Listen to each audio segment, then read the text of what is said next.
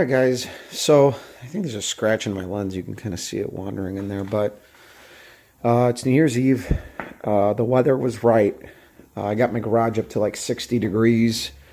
Got the car warmed up fairly good. So this would be like a nice fall condition in my garage. And the last few days have been pretty warm, so my garage is not exactly an ice cube. So we've been fiddling with the carburetor. And when we originally set it up, when Mylan helped me set it up, we went with 37 thousandths idle feed restrictions, which, looking back on my notes, I had 41 thousandths restrictions that were too big. And then I went to the 28s and they were too lean. And then we obviously added a power valve and rejetted and all that. So if you guys have followed along, you guys know that we've messed with the idle feed restrictions quite a bit. So another thing too is this car gets worse the longer it runs. So I'm either fouling out the plugs because of fuel or I'm running out of spark. I am starting to think that I may have ignition problems, and this is why even though I've gone down in jetting and we've restricted the idle feed, the longer this engine runs, the worse it actually gets. So I did, I'll put up pictures. The old set of plugs that I had cleaned up, I fouled them out after 10 minutes of like runtime. So, okay, cool. I bought brand new spark plugs today. The only ones that they had in stock were XR4s, which are kind of a cold spark plug, but considering that, you know, I have like 10 1/4 to 1 compression with iron heads, I think we're good. I don't think I should be running hotter than a 5, to be honest with you. I did lock out the timing at 36. That really cleaned up the idle. And it just seems like the longer it runs, the dirtier the idle gets. So I'm starting to suspect that the coil or the module, which I replaced, I think a couple of years ago. The HEIs are notorious, and we've done a lot of racing since we've upgraded those parts. So I think, and I still need to fix my AFR gauge. I need a new sensor. My sensor is dead. So with all that into consideration, at this point, I need to get my AFR gauge to work. And I need to start this thing cold, because this thing actually started up cold pretty good with the old 37s after I cleaned up the plugs. So that means that it's still fat considering how cold it is. So I'm going to see how it starts with the 33s cold. And unfortunately, you soak up the crap out of the plugs in the process of doing that if it is too fat, and then you follow them out as well. But my whole theory is that obviously as the electronic components of the distributor get hot, the resistance builds up and they start to go bad, which I have had that with coils. I have had that with modules.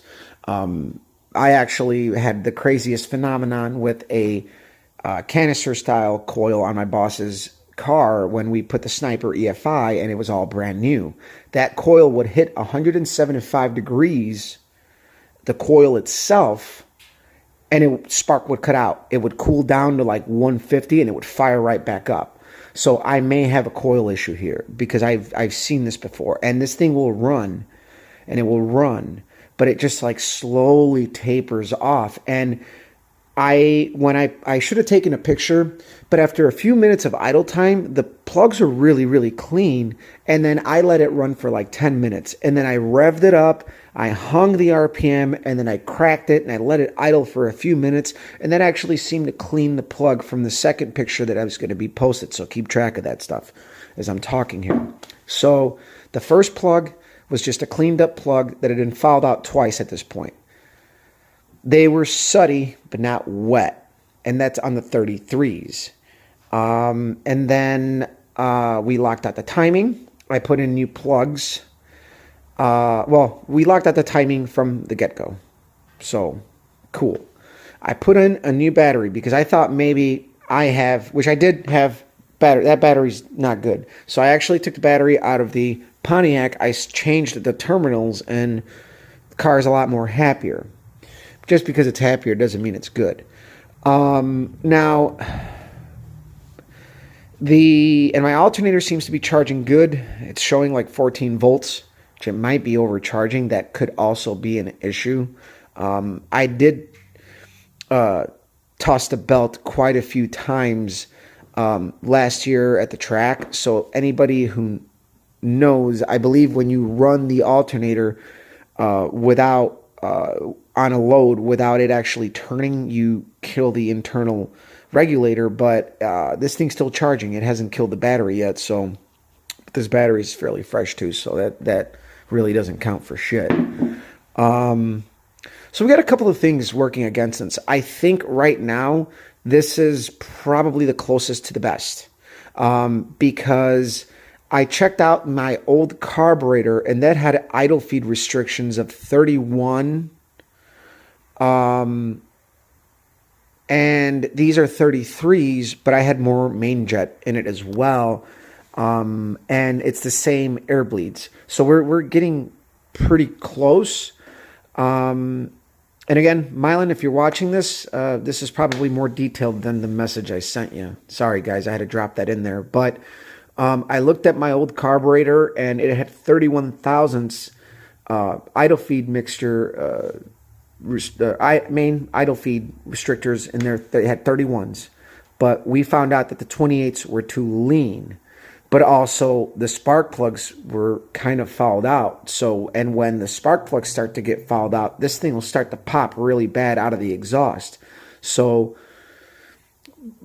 first and foremost, I have to get, at this point, I need to get an O2 sensor. And I know that because at this point, it will help me if like this thing runs and the idle air fuel mixture starts to get shitty, then that means that we're going, yeah, I'm losing spark. Or maybe I just, it was a combination of old plugs, or again, the spark plug wires could be bad. I got to check them. And at this point, the idle air fuel ratio gauge will tell me that. So obviously starting it cold and then it getting hot, obviously as it gets hot, it's going to fatten up, but also as it gets hot and the electrical components build resistance, if you start to lose spark, it's going to start to get fatter.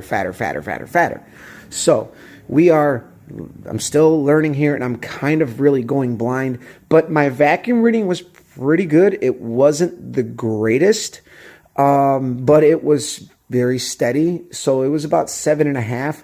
But I did get 11 out of this thing when we first set it up with the 28s.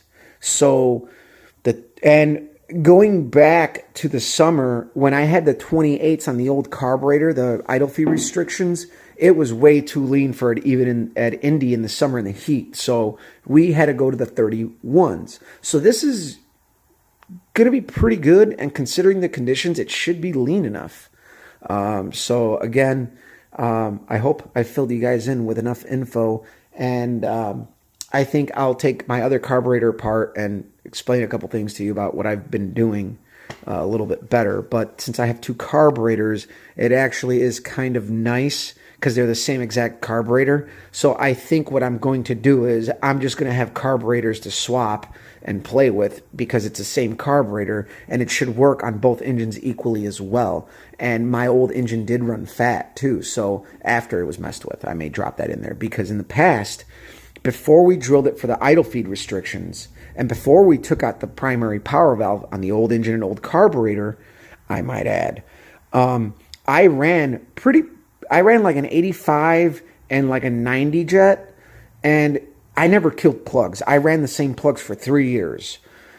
So, I may have ignition problems, which, again, it's like you start messing with things and then you think it's one thing, but what people say is a lot of carburetor issues are ignition related. And I think at this point, I need the AFR gauge, because if it is, the notorious HEI problem is when the module gets hot, it starts to take a crap.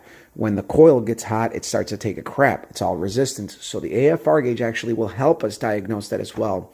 So I'll let you guys go. Share, like, subscribe. Follow me on Instagram as Copper Cutlass, and we'll keep you filled in. We got another next couple of days that are going to be nice, and I aim to try to get this thing squared away at least enough to the point where it's good. Because if it'll run good, if it'll run like a little lean in this kind of weather, I know it'll be just right fat wise in the summer. So I'm kind of going up based off of if this thing will be in the 13.0 range.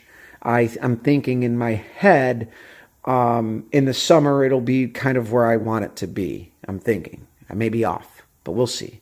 I'll let you guys go.